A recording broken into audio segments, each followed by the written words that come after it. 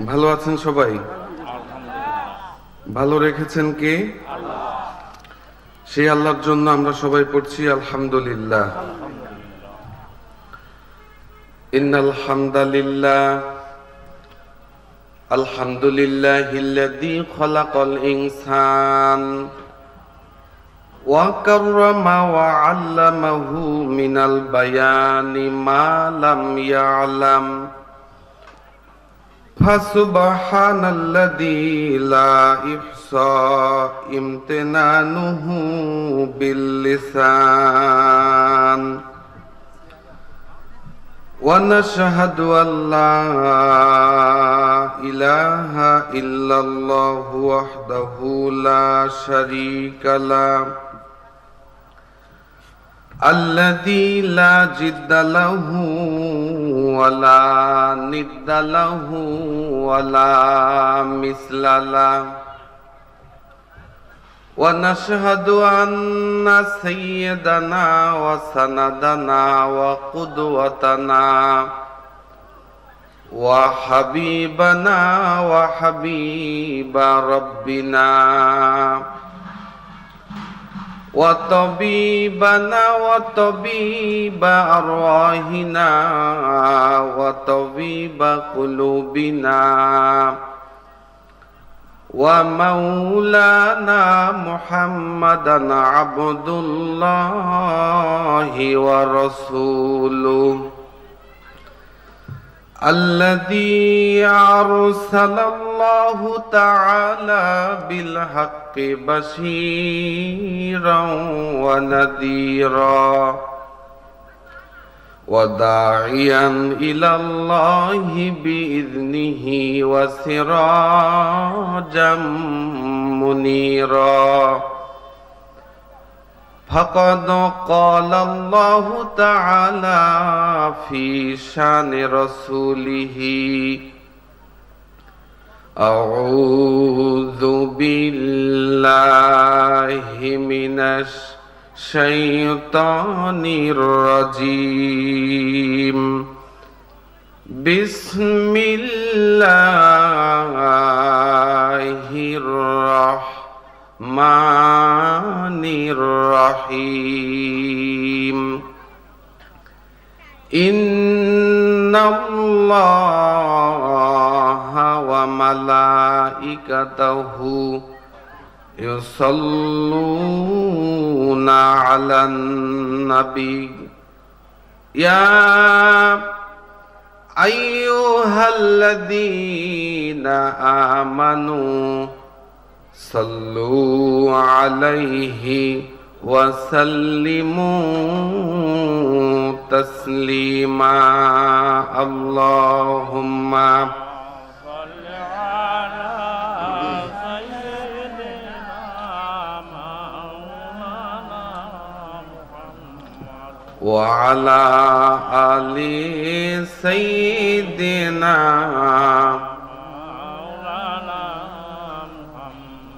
সবারই কিসমত ভরেছে আধার ভরে গেছে পাপে নেমেছে জুলমাত সবারই কিসমত ঢেকেছে আধার ভরে গেছে পাপে নেমেছে জুলমাত কোরআন হাদিস সব ভুলেছি আমরা কোরআন হাদিস সব ভুলেছি আমরা কি করে পাবো খোদারি রহমত সবারই কিসমত ঢেকেছে আধার ভরে গেছে পাপে নেমেছে জুলমাত আল্লাহুম্মা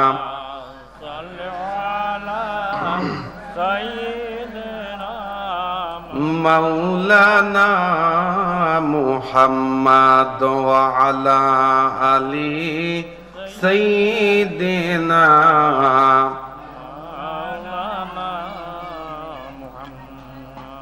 আলহামদুলিল্লাহ শুকরিয়া জ্ঞাপন করছি সেই মহান মুনিবের দরবারে, যেই মহান মালিক আমাদেরকে হাজারো লাখো মানুষের মাঝখান থেকে বাছাই করে নিয়ে মুষ্টিমেয় কিছু মানুষকে পবিত্র কুরআন থেকে কিছু কথা বলার এবং শোনার সুযোগ করে দিয়েছেন। আল্লাহর দরবারে শুকরিয়া আদায় করছি, সবাই বলছি আলহামদুলিল্লাহ।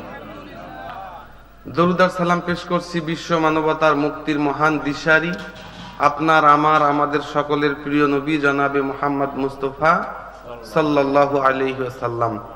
সেই সকল আত্মার মাগফিরাত কামনা করি যারা ইসলামের জন্য কষ্ট করেছেন, ইসলামের শুরু থেকে নিয়ে আজ পর্যন্ত দ্বীনের জন্য, আল্লাহর জমিনে আল্লাহর দ্বীন প্রতিষ্ঠার জন্য যারাই সময় দিয়েছেন, অর্থ দিয়েছেন, রক্ত দিয়েছেন, নিজেদের জীবন দিয়েছেন, আল্লাহ তাআলা তাদের সবাইকে জান্নাতের সুউচ্চ মাকাম জান্নাত আল ফেরদাউসের মেহমান হিসেবে কবুল করে নিন, সকলে বলি আমিন। সম্মানিত হাজিরিন, আজকের এই তাফসিরুল কুরআন মাহফিলের সম্মানিত সভাপতি, প্রধান অতিথি, বিশেষ অতিথিবৃন্দ, আমন্ত্রিত ওলামায়ে কেরাম, আমার সামনে বসে আছেন অত্র অঞ্চলের দ্বীন প্রিয়, ইসলাম প্রিয় তাওহীদি জনতা, পর্দার আড়ালে বসে আমার কথা শুনছেন সতী সাধবী মা এবং বোনেরা, সবাইকে সালাম, আসসালামু আলাইকুম ওয়া রাহমাতুল্লাহ। আজকের এই তাফসিরুল মাহফিলের কথা শোনার জন্য আপনারা সুযোগ পেয়েছেন, আপনারা কি খুশি না বেজার? আপনার কাছে যদি খবর আসে যে আপনার বাচ্চা পানিতে পড়ে গেছে, আপনি কি ধীরে যাবেন না দৌড়ে যাবেন? কাজ রেখে যাবেন না কাজ শেষ করে যাবেন? যদি খবর আসে যে পাশের দোকানে চেয়ারম্যান পদপ্রার্থী অথবা এমপি পদপ্রার্থী ফ্রিতে বিস্কিট আর চা খাওয়াচ্ছে, 10 টাকা বাজেট, এটা শোনার পরে ধীরে যাবেন না দৌড়ে যাবেন? জোরে বলেন। পবিত্র কুরআনুল কারীমের 3 নম্বর সূরা ইমরান 133 নম্বর আয়াত, আল্লাহ বলতেছেন তোমরা দুনিয়ার পিছনে দৌড়াচ্ছ, সন্তান পানিতে পড়ার খবর শুনলে দৌড়াও, 10 টাকা ফ্রিতে দিচ্ছে এটার জন্য তোমরা দৌড়াও, অথচ দৌড়াইতে হবে কার জন্য? আল্লাহ তাআলা বলেন, আউযু বিল্লাহি মিনাশ শাইতানির রাজীম, বিসমিল্লাহির রহমানির রহিম, ওয়াসারিউ ইলা মাগফিরাতিম মির রাব্বিকুম ওয়া জান্নাতিন আরদুহাস সামাওয়াতু ওয়াল আরদ উইদ্দাত লিল মুত্তাকিন। আল্লাহু আকবার। আল্লাহ তাআলা জানায়া দেন, ওয়াসারিউ, তোমরা দৌড়াও, তোমরা দ্রুত যাও। কোন দিকে? সন্তান পানিতে পড়লে যেমন তোমরা দিক বিদিক শূন্য হয়ে দৌড়ে যাও, অল্প কিছু আর্থিক লাভবান হওয়ার জন্য নিজেদের কাজকর্মগুলো ফেলে দিয়ে তোমরা দৌড়াও, অথচ আমি আল্লাহ তোমাদেরকে উৎসাহ দিচ্ছি তোমরা কোন দিকে দৌড়াবা। ওয়াসারিউ ইলা মাগফিরাতিম মির রাব্বিকুম, তোমরা দৌড়াও তোমাদের রবের ক্ষমা পাবার জন্য, আর আমি আল্লাহ যদি কাউকে ক্ষমা করে দেই, ওয়া জান্নাতিন, এমন একটা জান্নাতের মালিক আমি আল্লাহ তোমাকে বানায় দেব, আরদুহাস সামাওয়াতু ওয়াল আরদ, যেই জান্নাতের প্রশস্ততা, যেই জান্নাতের বিশালতা গোটা আসমান আর জমিনের সমান। এক জীবনে কি করেছি? 2-4 বিঘা জমি কিনেছি, ঠিক কিনা? 2-4 শতক জমির জন্য বছরের পরে বছর মামলা খেলি কি খেলি না? অথচ আল্লাহ বলতেছেন তোমরা আল্লাহর ক্ষমা পাওয়ার জন্য দৌড়াও, আর আমি আল্লাহ যদি কাউকে ক্ষমা করে দেই, খুশি হয়ে এমন জান্নাত দেব যেই জান্নাতের বিশালতা গোটা আসমান আর জমিনের সমান। অথচ আমরা সন্তানের জন্য দৌড়াই, ওই সন্তান কিন্তু আমাদের কোনো কাজে আসবে না, ঠিক কিনা বলেন? পবিত্র কুরআনের সূরা আবাসার মধ্যে আল্লাহ বলেছেন, ইয়াউমা ইয়াফিরুল মারউ মিন আখিহি ওয়া উম্মিহি ওয়া আবিহি ওয়া সাহিবাতিহি ওয়া বানিহি লিকুল্লি ইমরিইম মিনহুম ইয়াউমা ইযিন শাআনুন يغني يوم يفر المرء মানুষ সেদিন পালিয়ে যাবে মিন আখিহি তার ভাইকে দেখলে, ওয়া উম্মিহি তার মাকে দেখলে, ওয়া আবিহি তার বাবাকে দেখলে, ওয়া সাহিবাতিহি তার যত সঙ্গী সাথী পেয়ারের বন্ধু বান্ধব সবাইকে দেখলে পালিয়ে যাবে, ওয়া বানিহি এমনকি নিজের সন্তানকে দেখলেও পালিয়ে যাবে। সবাই নিজে বাঁচার জন্য ইয়া নাফসি বলে চিৎকার করতে থাকবে। কেউ কারোর দিকে মুখ তুলে তাকানোর সময় পাবে? আমরা সম্পদের জন্য দৌড়াই, 10 টাকার জন্য দৌড়াই, অথচ এই সন্তান আর সম্পদ আমাদের কোনো কাজে লাগবে? পবিত্র কোরআনের সূরা মুনাফিকুনের মধ্যে আল্লাহ বলেন, ইয়া আইয়ুহাল্লাযীনা আমানু লা তুলহিকুম আমওয়ালুকুম ওয়ালা আওলাদুকুম আন যিকরিল্লাহ।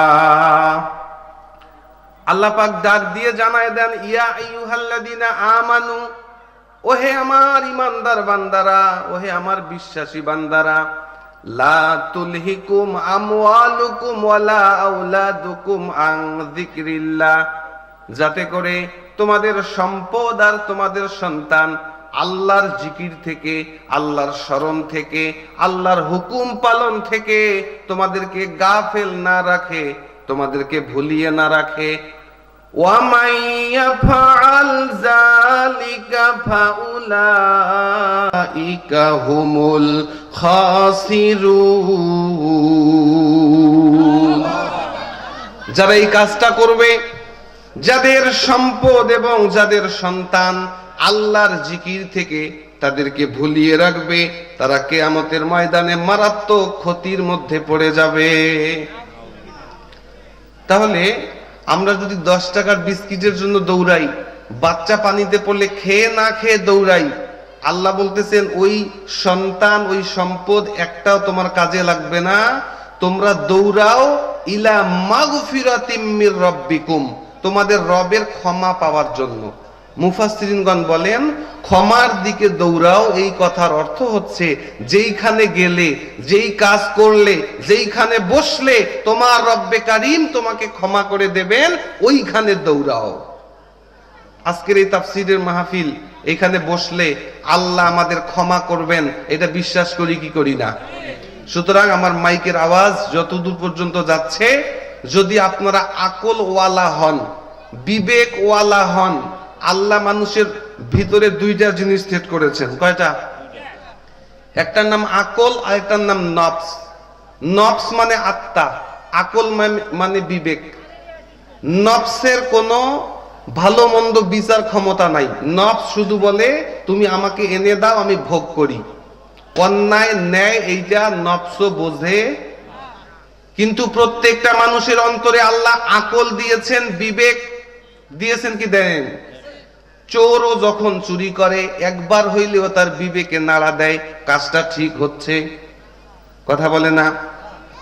যারা মানুষের উপরে জুলুম করে, নির্যাতন করে, তারাও রাতের বেলায় যখন একা একা ঘুমায়, তাদের মনও একবার বলে কাজটা ঠিক হচ্ছে না, কথা বলেন? এজন্য নফসকে কন্ট্রোল করতে হবে, কি হবে না? পবিত্র কোরআনের সূরা নাজিয়া আল্লাহ তাআলা বলেন, ফাআম্মা মান খাফা মাকামা রাব্বিহি ওয়া নাহান নাফসা আনিল হাওয়া ফাইন্নাল জান্নাতা হিয়াল মাওয়া। 2টা কাজ করলেই জান্নাত। কয়টা? ফাআম্মা মান খাফা মাকামা রাব্বিহি, তার রবের সামনে দাঁড়াইতে হবে, তার পার্থিব জীবনের কর্মকাণ্ডের জন্য রবের কাছে জবাব দিতে হবে।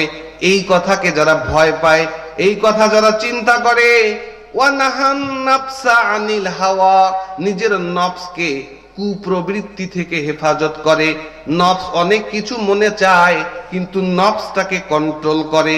এই 2টা কাজ যারা করতে পারবে, আল্লাহ রাব্বুল আলামিন ওয়াদা করলেন ফাইন্নাল জান্নাতা হিয়াল মাওয়া, ওই ব্যক্তির আবাসন, ওই ব্যক্তির থাকার জায়গা হচ্ছে আল্লাহর জান্নাত।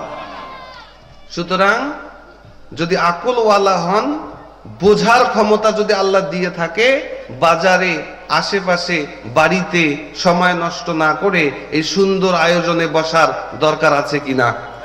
সম্মানিত হাজিরিন, আমরা সবাই সংস্কার চাই, চাই কি চাই না?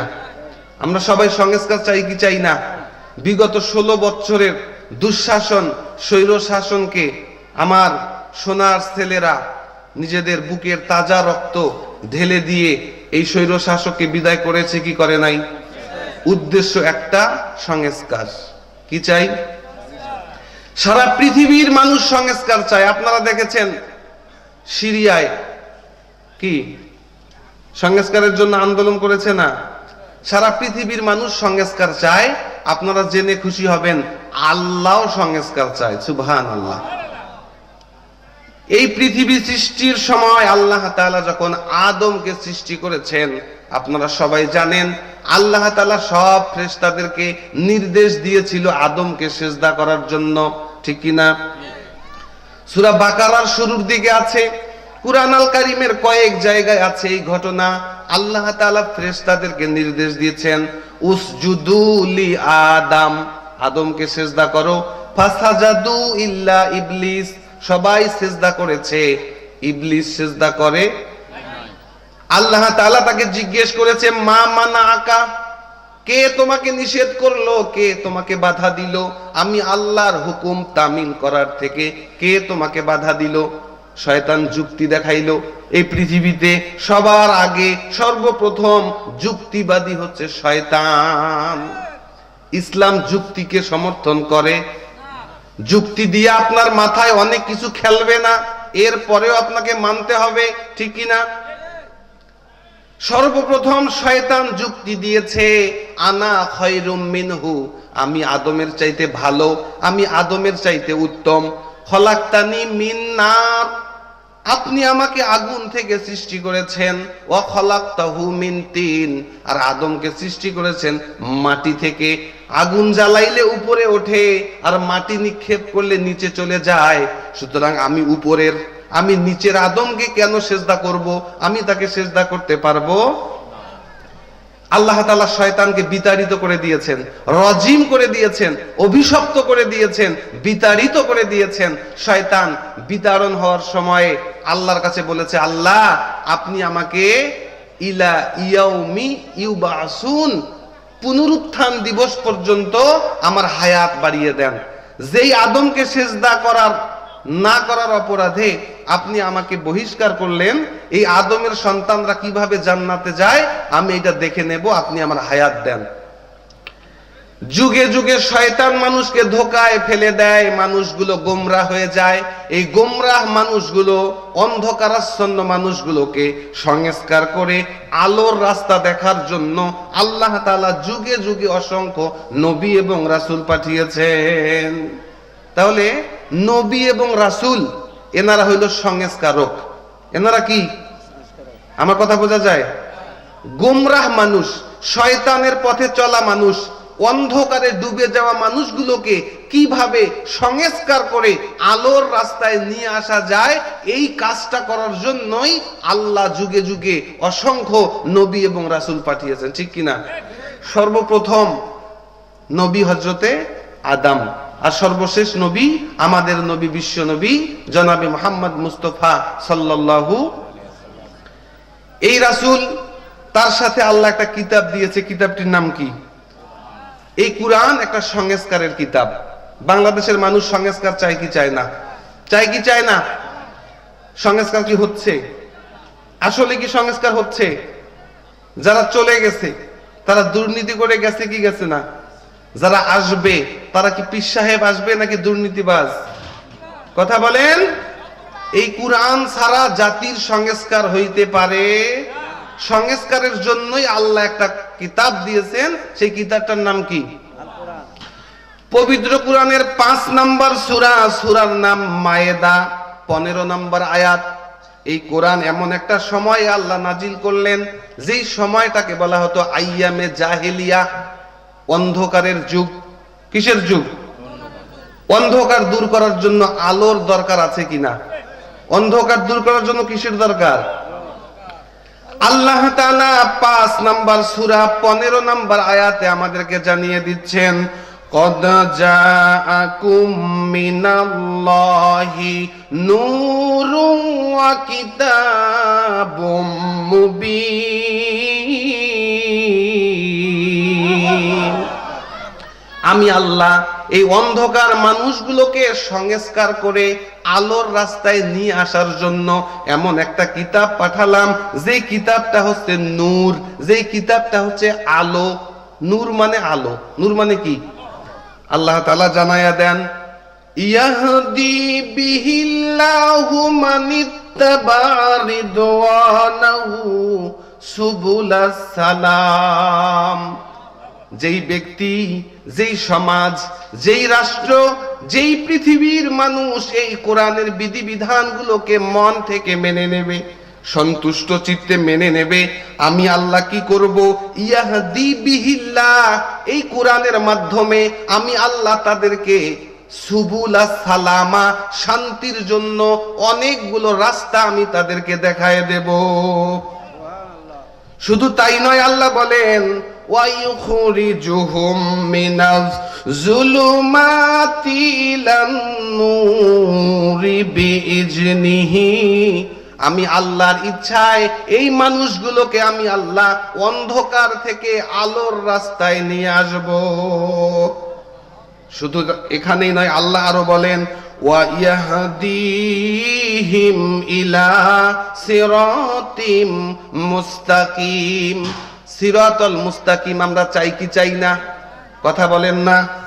সূরা ফাতিহায় আমরা প্রত্যেকটা নামাজে বলি, ইহদিনা সিরাতাল, ও আল্লাহ আপনি আমাকে সরল সঠিক রাস্তা দেখান। বলি কি বলি না? আল্লাহ বলতেছেন, হ্যাঁ তোমাদেরকে সরল সঠিক রাস্তা দেখাবো, শর্ত হচ্ছে আমি আল্লাহর পক্ষ থেকে তোমাদের জন্য নূরুন ওয়া কিতাবুম মুবিন, স্পষ্ট একটা কিতাব আসছে, যেই কিতাবটা হচ্ছে আলো। ইয়াহদি বিহিল্লাহু মানিত্তাবা রিদওয়ানাহু, যেই জাতি এই কোরআনটাকে মন থেকে মেনে নেবে, জোর করে নয়, মন থেকে মানতে হবে, ঠিক কি না? যারা এই মন থেকে কোরআনটাকে মানতে পারবে, আল্লাহ বলতেছেন আমি তাদেরকে 3টা পুরস্কার দেব। কয়টা? 1 নাম্বার, আমি আল্লাহ তাদেরকে অনেকগুলো শান্তির রাস্তা দেখাবো। শান্তি আমরা চাই কি চাই না? 2 নাম্বার, আমি আল্লাহ তাদেরকে জুলুমাত থেকে, অন্ধকার থেকে আলোর রাস্তায় নিয়ে আসবো। বলেন সুবহানাল্লাহ। আর 3 নাম্বার হচ্ছে, তোমরা প্রত্যেক নামাজে যেটা বলো, ইহদিনাস সিরাতাল মুস্তাকিম, আমি আল্লাহ বলছি ইয়াহদিহিম ইলা সিরাতিম মুস্তাকিম, যেই জাতি এই কোরআনকে মন থেকে মেনে নিতে পারবে, আমি আল্লাহ তাদেরকে সরল সঠিক সিরাতাল মুস্তাকিমের রাস্তা দেখাবো। বলেন সুবহানাল্লাহ। সম্মানিত ভাইরা আমার, আমরা যদি অসুস্থ হই, ডাক্তার দেখাই কি দেখাই না? জোরে বলেন, দেখাই কি দেখাই না? আমার হার্টের রোগ, আমি কি মেডিসিন ডাক্তার দেখাবো নাকি? কথা বলে না? আমার নাক কান গলায় সমস্যা, আমি কি কিডনির ডাক্তার দেখাবো নাকি? যেই সমস্যা, ওই সমস্যায় বিশেষজ্ঞ ডাক্তার দেখাইতে হবে কি হবে না? আমাদেরকে সৃষ্টি করেছেন কে? আমাদেরকে সমস্যা দেন কে? আমাদের সমাধান দেবেন কে? সমস্যার সমাধান কোন পথে, এইটা ওই বিষয়ের বিশেষজ্ঞ ছাড়া অন্য কেউ বলতে পারবে? বান্দা সৃষ্টি করেছি আমি আল্লাহ, বান্দাকে সমস্যা দেই আমি আল্লাহ।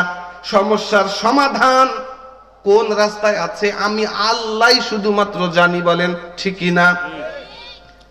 আমাদের পরিবারে অসুস্থতা আছে কিনা? আজকে আমাদের পরিবারগুলো অসুস্থ, আমাদের সমাজ অসুস্থ, দুর্নীতিগ্রস্ত। আমাদের সমাজ দুর্নীতিগ্রস্ত লোকে ভরা নাকি ভালো মানুষে ভরা? চুরি ডাকাতি আছে কিনা? খুন রাহাজানি আছে কিনা? অর্থ পাচার আছে কিনা? অন্যের সম্পদ মেরে খাওয়া আছে কিনা? সম্মানিত হাজরিন, এই যে অসুস্থ সমাজকে সুস্থ করার জন্য ঔষধ নিতে হবে কার কাছ থেকে? আল্লাহ তাআলা জানায় দেন পবিত্র কোরআনের 17 নম্বর সূরা, সূরার নাম সূরা বানী ইসরাইল। কি নাম? 17 নম্বর সূরা 82 নম্বর আয়াতে আল্লাহ তাআলা বলেন, وَنُنَزِّلُ مِنَ الْقُرْآنِ مَا هُوَ شِفَاءٌ وَرَحْمَةٌ لِّلْمُؤْمِنِينَ ওয়ানুনাজ্জিলু মিনাল কুরআন, আমি আল্লাহ এই কুরআন নাজিল করেছি, মা হুয়া শিফা, শিফা মানে ঔষধ। শিফা মানে কি? শিফা মানে ঔষধ। আল্লাহ তাআলা বলছেন আমি আল্লাহ এই কোরআন নাজিল করেছি শেফা, অসুস্থ হইলে এই কোরআনে এইটার ঔষধ আছে কিনা। আমরা মনে করলাম আল্লাহ বলেছেন কোরআন হচ্ছে শেফা, কোরআন হচ্ছে ঔষধ, তাইলে কোরআন দিয়া শুধু ঝাড়ফুঁক করব আর কোরআন দিয়া শুধু তাবিজ বানাবো, ঠিক কিনা? শেফা মানে ঔষধ, তার মানে এই নয় আল্লাহ শুধুমাত্র ঝাড়ফুঁক করার জন্য কোরআন নাজিল করেছেন। ঝাড়ফুঁক করা জায়েজ আছে, ঠিক কিনা? শুধু ঝাড়ফুঁকের জন্যই আল্লাহ দুইটা সূরা নাজিল করেছেন, সূরা নাস এবং সূরা। আপনারা সবাই জানেন যে আল্লাহ রাসূল সাল্লাল্লাহু আলাইহি ওয়াসাল্লামকে জাদু করা হয়েছিল। এই জাদু থেকে মুক্ত করার জন্য আল্লাহ তাআলা একই সাথে দুইটা সূরা নাজিল করেছেন, নাস এবং একটা করে আয়াত পরে ফু দিয়েছে, এই জাদুর গুটি খুলে গেছে, বলেন সুবহানাল্লাহ। সূরা ফাতিহার 40টা নাম আছে, তাফসীরের কিতাবে আমরা পেয়েছি এই সূরা ফাতিহার 40টা নাম আছে, এর মধ্যে একটা নাম হচ্ছে সূরাতুশ শিফা। এই সূরা পড়ে ফু দিয়েছেন, সাপে কাটা রোগী ভালো হয়ে গেছে, এটা হাদিসে আছে, সুবহানাল্লাহ। সুতরাং কোরআন দিয়ে ঝাড়ফুঁক করা জায়েজ আছে কিনা? কিন্তু শুধুমাত্র ঝাড়ফুঁক করার জন্যই আমি আল্লাহ কোরআন নাজিল করি নাই। তোমাদের পারিবারিক যে অসুস্থতা, এইটার ওষুধ আছে কোথায়? সমাজে যে অসুস্থতা, এইটার ওষুধ কোথায়? রাষ্ট্র সংস্কার করতে চাও, রাষ্ট্র যে দুর্নীতিতে ভরে গেছে, রাষ্ট্র যে অসুস্থ লোক দিয়া ভরে গেছে, এইটাকে সুস্থ করার জন্য এই কোরআন দরকার আছে কিনা? জোরে বলেন। সুতরাং এই কোরআন ছাড়া অন্য যে কোনো উপায়ে আপনি যদি সংস্কার করতে চান, সংস্কার করা সম্ভব। সব সমস্যার সমাধান এই কোরআনে আছে কিনা বলেন। পবিত্র কোরআনের 16 নম্বর সূরা, সূরার নাম সূরা নহল, 89 নম্বর আয়াত আল্লাহ বলেন ওয়ানাজ্জালনা আলাইকাল কিতাবা তিবয়ানাল লিকুল্লি শাইইন ওয়া হুদাও ওয়া রাহমাতাও ওয়া বুশরা লিল মুসলিমিন। আমি আল্লাহ তাআলা কোরআন নাজিল করেছি তিবিয়ানান লিকুল্লি শাই, প্রত্যেকটা সমস্যার সমাধান এই কোরআনে আছে কি নাই বলেন। আল্লাহ বললেন প্রত্যেকটা সমস্যার সমাধান যারা কোরআন থেকে নেবে তারাই হচ্ছে হুদা, পথ পাবে, আসল পথ, ঠিক কিনা বলেন। আর যারা আসল রাস্তা পাবে, আল্লাহ বললেন ওর রহমা, তারাই আমি আল্লাহর দয়া মায়া পাবে। আর যারা আমি আল্লাহর দয়া মায়া পাবে, বুশরা, তাদের জন্যই আমি আল্লাহ জান্নাতের সুসংবাদ রেখেছি। তাহলে সকল সমস্যার সমাধান কোরআন দিতে পারে কি পারে না বলেন। সব সমস্যার সমাধান, সব সমস্যার সমাধান কোরআন দিতে পারে কি পারে না বলেন। পরিবারে সমস্যা হয়েছে, সমাধান নেবেন কোথা থেকে? বাপে মারা গেছে, জমি বন্টন করবেন, এই সমস্যার সমাধান কোরআনে আছে কিনা? বাবা মা বুড়া হয়ে গেছে, বার্ধক্যে পৌঁছে গেছে, বাপ মায়ের সাথে কেমন আচরণ করতে হবে এই কথা কোরআনে আছে কিনা? সন্তান জন্ম দিয়েছেন, সন্তানকে কেমনে লালন পালন করবেন এই কথা কোরআনে আছে কিনা? পরিবার কেমনে চলবে কোরআনে আছে, সমাজ কেমনে চলবে কোরআনে আছে, এই রাষ্ট্র কেমনে চলবে এই কোরআনে আছে কিনা? কথা বুঝছেন? এটা নতুন কথা শোনায় দেই। সংসদ নামে কোরআনে একটা সূরা আছে, কি নাম? সংসদ নামে একটা কোরআনে সূরা আছে, 42 নম্বর সূরা। সূরার নাম সূরা শুরা। শুরা মানে যেইখানে মিটিং হয়, শুরা মানে যেইখানে পরামর্শ হয়। বলেন তো দেশের পরামর্শ কোথায় হয়? শুরা। তাফসীর পড়ে দেখেন, শুধু অর্থ পড়লে হবে না। মুফাসসিরগণ বলেন সংসদ নামে একটা সূরা আছে, 42 নম্বর সূরা, সূরার নাম সূরা শুরা। তো সংসদ নামে যদি কোরআনে সূরা থাকে, এই সংসদ কেমনে চলবে? এই কোরআনে আছে কিনা? বলেন আছে কিনা? রাজনীতির নামে সূরা আছে, সূরা মুলক। মুলক মানে রাজত্ব। মুলক মানে কি? সূরা মুলক। মুলক মানে রাজত্ব। রাজত্বের নামে যদি সূরা থাকে, ওই রাজত্ব কেমনে চলবে? এই রাজনীতি আছে কিনা বলেন? জোরে বলেন আছে কিনা? তাহলে সব সমস্যার সমাধান কোথায় থেকে নিতে হবে? সমাধান চাও যদি জীবনে মরণে, ফিরে যাও খুঁজে নাও, চোখ রাখো কোরআনে। ঠিক কিনা? সমাধান সমাধান চাও যদি জীবনে মরণে, ফিরে যাও খুঁজে নাও, চোখ রাখো কোরআনে। তবেই পাবে সুখ শান্তির ঠিকানা, তবেই পাবে সুখ শান্তির ঠিকানা, মেনে যদি নাও তুমি মনে প্রাণে। সমাধান সমাধান সমাধান চাও যদি জীবনে মরণে, ফিরে যাও খুঁজে নাও, চোখ রাখো কোরআনে। তাহলে আমাদের জীবনের যে কোনো সমস্যার সমাধান কোথা থেকে নেব? জোরে বলেন। এই কোরআনে কোনো বক্রতা নাই, এই কোরআনে কোনো কাঠিন্যতা নাই, এই কোরআন বোঝা সবার জন্যই সমান। ঠিক না? কোরআন কি সহজ নাকি কঠিন? কথা বলে না। আল্লাহ কোরআনে বলেছেন, আমি আল্লাহ কোরআনকে সহজ করে নাজিল করেছি যাতে করে সবাই বুঝতে পারে। পবিত্র কোরআনের 18 নাম্বার সূরা, সূরার নাম সূরা কাহাফ। কি নাম? সূরা কাহাফ 1 নাম্বার আয়াতে আল্লাহ তাআলা জানায়া দেন, আলহামদুলিল্লাহিল্লাযী আনজালা আলা আবদিহিল কিতাব।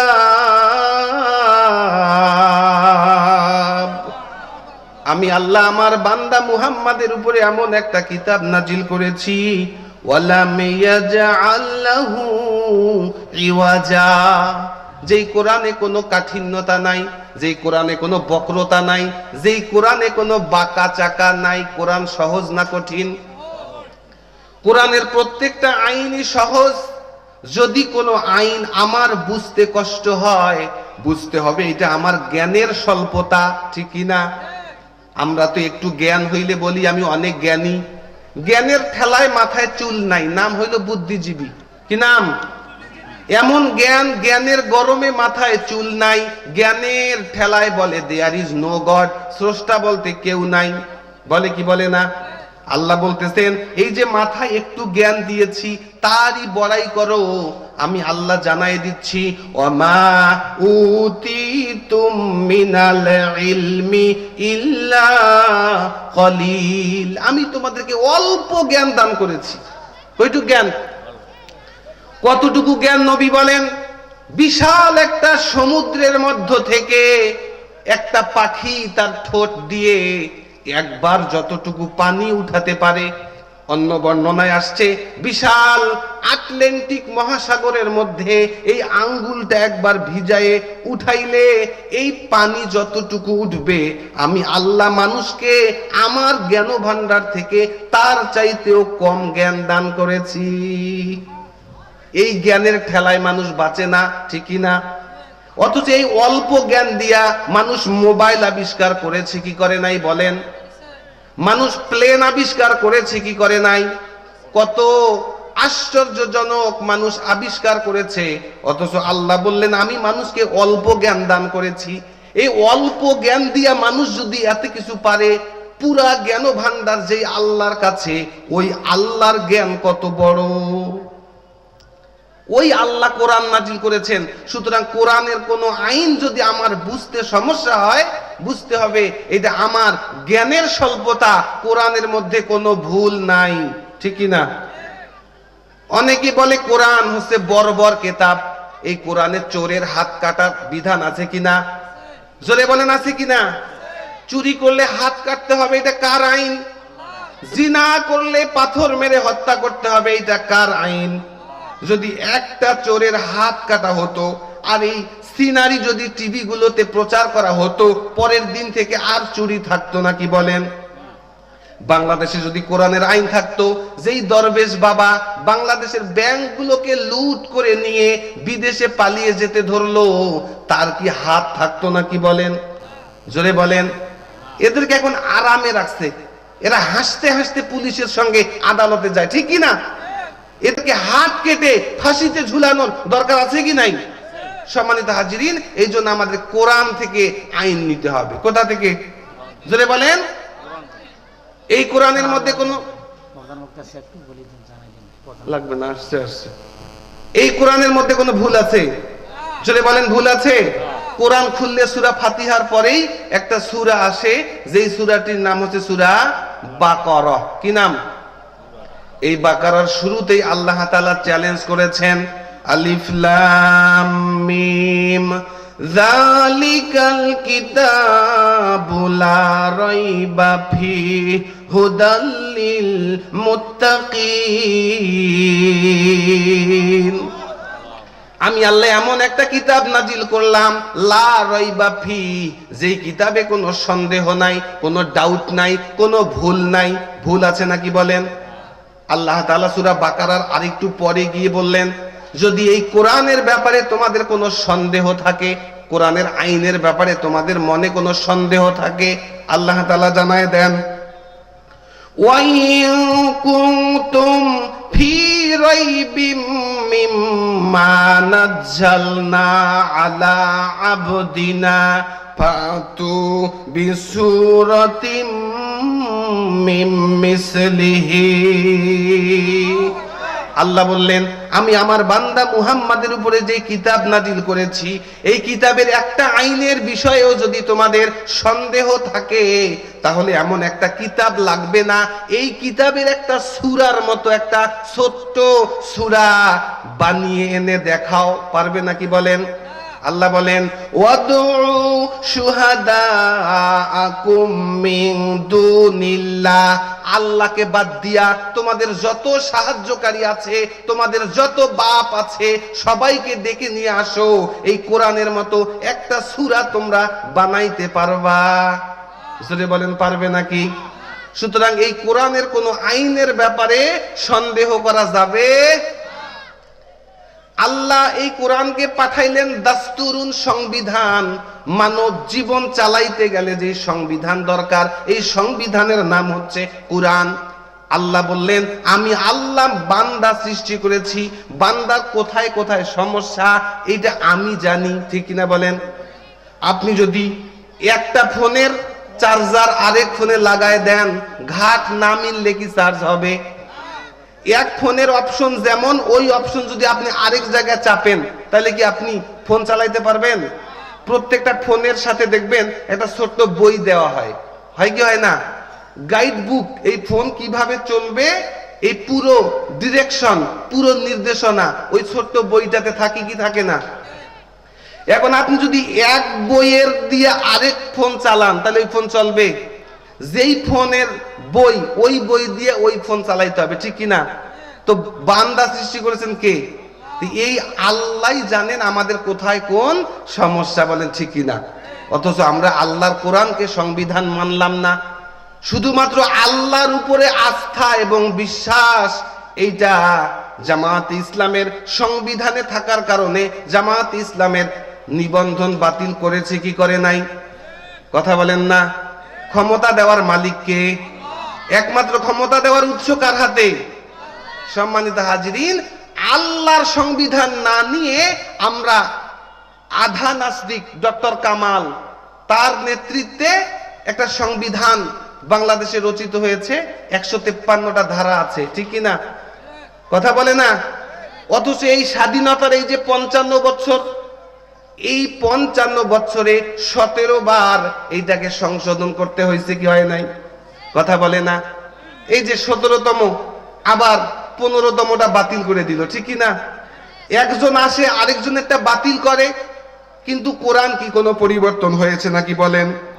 একটা আয়াতও কি পরিবর্তন হয়েছে? একটা হরফও পরিবর্তন হয়েছে?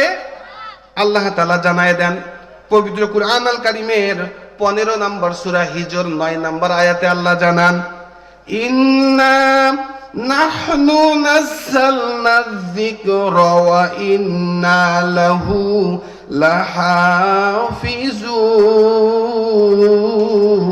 লাহাফিজুন। এই কোরআন নাজিল করেছি আমি আল্লাহ, আর কিয়ামত পর্যন্ত এই কোরআনকে অপরিবর্তিত, অপরিমার্জিত, নির্ভুল, অক্ষত রাখার দায়িত্ব আমি আল্লাহর। সুতরাং কোরআন হেফাজত করবেন কে? জোরে বলেন কে? একজন আল্লামা সাইদিকে মিথ্যা মামলায় 13 বছর জেলে রেখে এই কোরআনকে কি ব্যান্ড করা গেছে? মুফাসসির বাড়ছে না কমছে? ওয়াজ মাহফিল বাড়ছে না কমছে? 2-4টা হাফেজকে গুলি করলে, 2-4টা আলেমকে জেলে দিলে এই কোরআনকে স্তব্ধ করা যাবে? কোরআন হেফাজতের দায়িত্ব কার? জোরে বলেন, হেফাজতের দায়িত্ব কার? কিয়ামত পর্যন্ত এই কোরআন অবিকৃত থাকবে। আজীবন পর্যন্ত মানুষের যে কোনো সমস্যার সমাধান এই কোরআনে পাওয়া যাবে কিনা বলেন? সুতরাং সকল সমস্যার সমাধান কোথা থেকে নিতে হবে? আল্লাহ বললেন এইটা হচ্ছে শেফা, এইটা হচ্ছে ঔষধ। কিন্তু তার মানে এই নয় শুধুমাত্র ঝাড়ফুঁকের কিতাব, শুধুমাত্র তাবিজের কিতাব। কোরআন হচ্ছে আইনের কিতাব, ঠিক কি না? কোরআন কিসের কিতাব? পবিত্র কোরআনের 4 নম্বর সূরা, সূরার নাম সূরা নিসা, 105 নম্বর আয়াত আল্লাহ তাআলা নবী মুহাম্মদ সাল্লাল্লাহু আলাইহি ওয়াসাল্লামকে জানিয়ে দিচ্ছেন, ইন্না আনজালনা ইলাইকাল কিতাবা বিল হাক্কি লিতাহকুমা বাইনান নাসি বিমা আরাকাল্লাহ। আল্লাহ বলেন, ও নবী, আমি আপনার উপরে এই কিতাব নাজিল করেছি শুধুমাত্র ঝাড়ফুঁক করার জন্য পাঠাই নাই, শুধুমাত্র তাবিজ বানানোর জন্য আমি আল্লাহ এই কোরআন নাজিল করি নাই। আমি আল্লাহ কেন কোরআন নাজিল করলাম? লিতাহকুমা বাইনান নাসি বিমা আরাকাল্লাহ, যাতে আপনি আল্লাহর বিধান দিয়া মানুষের মধ্যে বিচার করতে পারেন। তাহলে এই কোরআন দিয়া বিচার চলার দরকার আছে কিনা? হাইকোর্ট চলবে কি দিয়া? সুপ্রিম কোর্ট চলবে কি দিয়া? যদি কোরআন দিয়া বিচার চলতো তাহলে এই বিচারক কালা মানিককে কি পালিয়ে যেতে হতো? কোটি টাকার মালিক কলা পাতার উপরে ঘুমাইতে হইতো নাকি বলেন? তাহলে আমাদের দেশে কি কোরআন দিয়া বিচার চলে? কোরআন দিয়ে যদি বিচার চলতো, কোরআনের পাখি আল্লামা সাইদিকে জীবন দিতে হইতো? কোরআন দিয়া যদি বিচার চলতো, যারা বাংলাদেশটাকে নিঃস্ব করে দিয়ে পালিয়ে গেল তাদেরকে বাংলাদেশে নিয়ে তাদের হাত কাটা হতো কি হতো না? কোরআন দিয়া যদি জিনার শাস্তি দেয়া হতো, যুবকদের স্বপ্নদোষ পর্যন্ত বন্ধ হয়ে যাইতো, ঠিক কিনা বলেন? কোরআন দিয়া বিচার চলে না। পরকিয়া কম না বেশি? কথা বলে না? যুবকদের প্রেম প্রীতি বেশি না কম? প্রেম কিসের কি? ডেটিং পার্ক গুলোতে যাবেন, এদের যন্ত্রণায় ফ্যামিলি নিয়ে যাওয়া যায় না, ঠিক কি না? আমার চোখের সামনে যুবক যুবতীরা অনৈতিক কার্যকলাপ করবে, আমি নাকি বলতে পারবো না, বলাটাই নাকি দোষ, ঠিক কিনা বলেন?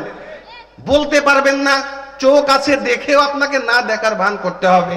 যদি কোরআন দিয়া দেশ চলতো, যুবক যুবতীরা এই অপকর্ম করতে পারতো নাকি বলেন?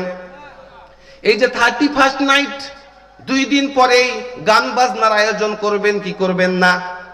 কথা বলে না?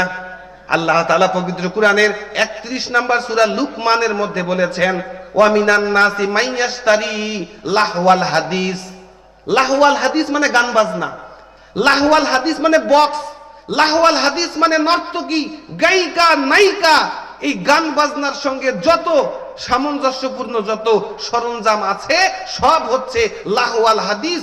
আল্লাহ বলছেন মানুষের মধ্যে এমন কিছু কুলাঙ্গার মানুষ আছে যারা এই লাহওয়াল হাদিসকে ভাড়া করে নিয়ে আসে। বলেন ঠিক কিনা?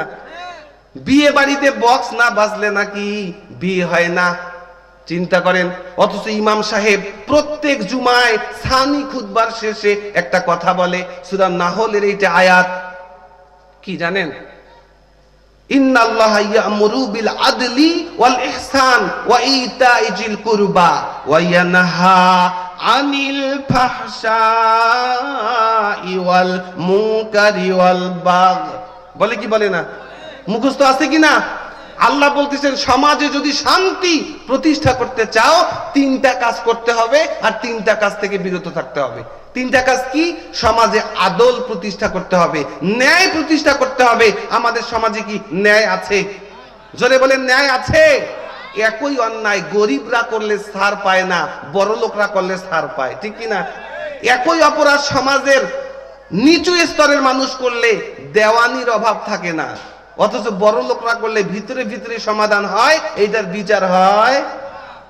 2 নাম্বার ইহসান, দয়া, মায়া, ভালোবাসা, ওয়া ইতাইজিল কুরবা, নিকটাত্মীয়দের খোঁজ খবর দেওয়া, এই তিনটার আদেশ।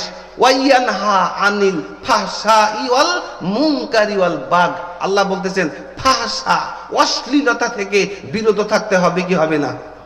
কথা বলে না? আল্লাহ নবী বললেন আল গিনাউ, এই গান বাজনা নিফাক, গান বাজনা মুনাফিকি। আল্লাহ বললেন ইন্না সলাতা তানহা আনিল ফাহশাই ওয়াল মুনকার, নামাজ মানুষকে খারাপ কাজ, অশ্লীল কাজ, বেহায়াপনা কাজ থেকে বাঁচায়। আপনি নামাজি, আপনার ছেলের বিয়েতে বক্স কেমনে বাজে? কথা বলে না? আপনি নামাজি, আপনার মেয়ে কেমনে বিপর্দায় চলে? আপনি নামাজি, আপনার মেয়ের বিয়েতে কেমনে গীতের তালে তালে ড্যান্স হয়? হয় কি হয় না? কিসের নামাজি, কিসের হাজি সাহেব, কিসের দাড়ি, কিসের টুপি? আপনি তো কোরআনের আয়াত অমান্য করলেন। কোরআন বলছে ইন্না সলাতা তানহা আনিল ফাহশাই ওয়াল মুনকার, নামাজ খারাপ এবং অশ্লীল বেহায়াপনা লজ্জাজনক কাজ থেকে বাঁচায়। আপনার নামাজ যদি আপনাকে এই বেহায়াপনা, বেশ্যাপনা, উলাঙ্গাপনা থেকে বাঁচাইতে না পারে, বুঝতে হবে আপনার নামাজ হচ্ছে, যদি বলেন হচ্ছে। ও নামাজি, কোরআন দিয়ে নামাজ পড়ো, সমাজ কেন গড়ো না? কোরআন দিয়ে নামাজ পড়ো, পরিবার কেন গড়ো না? ও নামাজি, কোরআন দিয়ে নামাজ পড়ো, রাষ্ট্র কেন গড়ো না? তাহলে শুধু কি নামাজে কোরআন, নাকি সব জায়গায় কোরআন? কথা বলে না?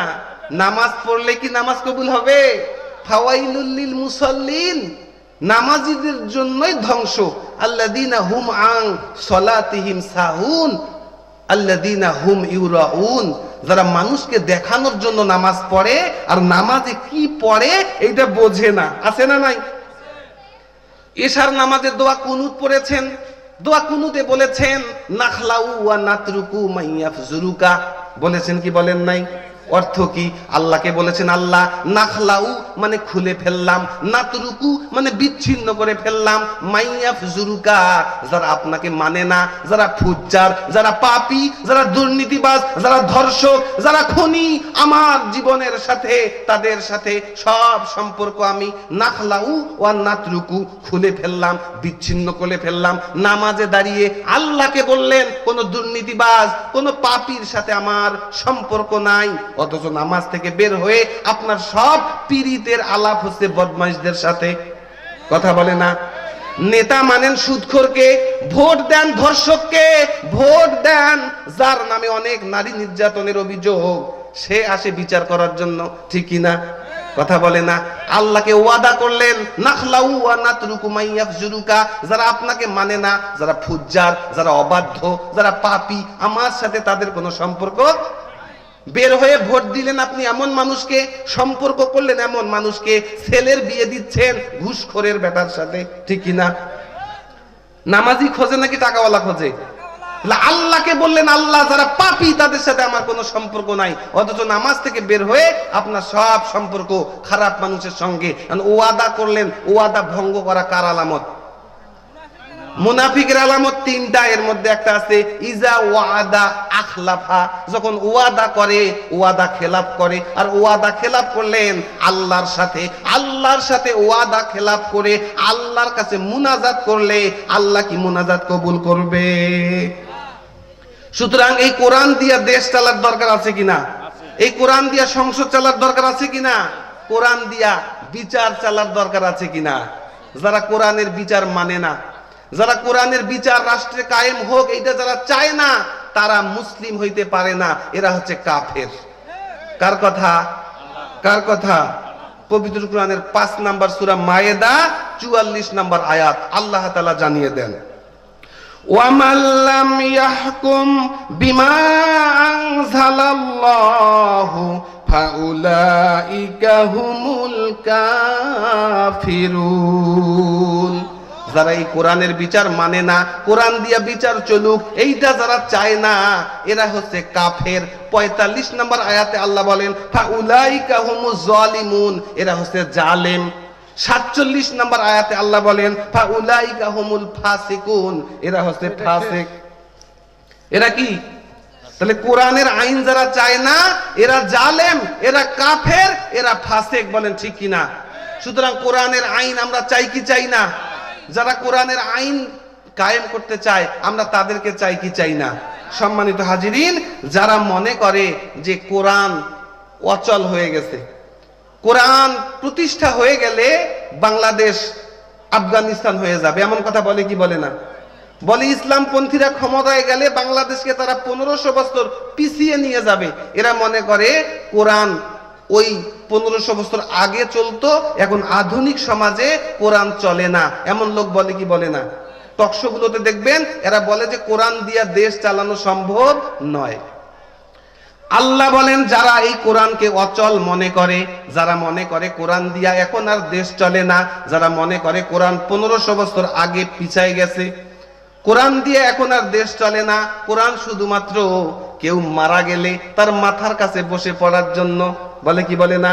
যারা কোরআনটাকে অচল মনে করে, সে গেলে মনে করে কিয়ামতের ময়দানে আমার নবী মুহাম্মদ সাল্লাল্লাহু আলাইহি ওয়াসাল্লাম ওই ব্যক্তির নামে আল্লাহর আদালতে মামলা দায়ের করবেন।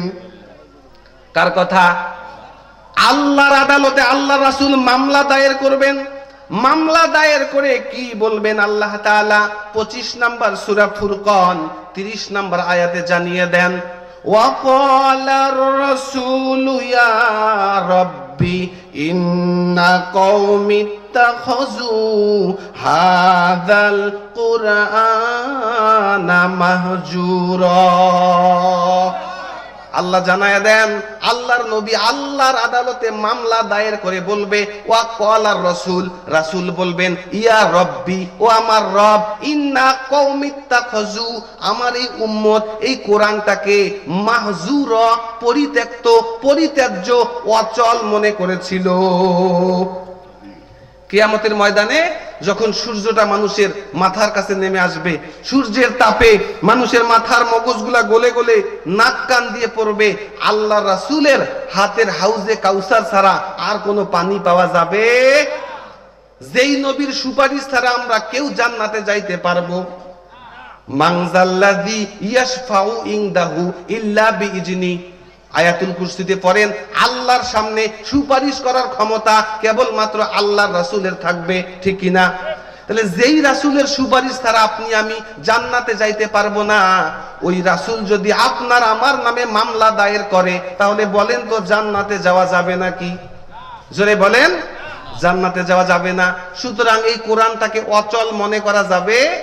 কিয়ামত পর্যন্ত এই কোরআন অচল না সচল? অচল না সচল? সর্বশেষ একটা কথা বলি, এই কোরআনকে বাদ দিয়া আপনি যতই তন্ত্র মন্ত্রের পিছনে ছোটেন আপনার সমস্যা সমাধান হবে? কার কথা? আল্লাহ তাআলা পবিত্র কোরআনের 20 নম্বর সূরা তাহা 125 নম্বর আয়াতে বলেন, ওয়া মান আ'রাদা আন যিকরি, ওয়া মান আ'রাদা আন যিকরি ফাইন্না লাহু মাঈশাতান দঙ্কা। যারা আমি আল্লাহর জিকিরকে, যারা আমি আল্লাহর কোরআনকে অবমূল্যায়ন করে, অমূল্যায়ন করে, গুরুত্ব না দেয়, কোরআন বাদ দিয়া অন্য তন্ত্র মন্ত্রের পিছনে ছোটে, আমি আল্লাহ কি করব? ফাইন্না লাহু মাঈশাতান দঙ্কা, আমি আল্লাহ তাদের এই জীবন যাত্রাকে সংকুচিত করে দেব, তাদের সমস্যা কোনোদিনও শেষ হবে? কোনোদিনও সমস্যার সমাধান হবে না। যাকেই ক্ষমতায় বসান সেই দুর্নীতি করবে, দেশের কোনোদিন উন্নতি হবে?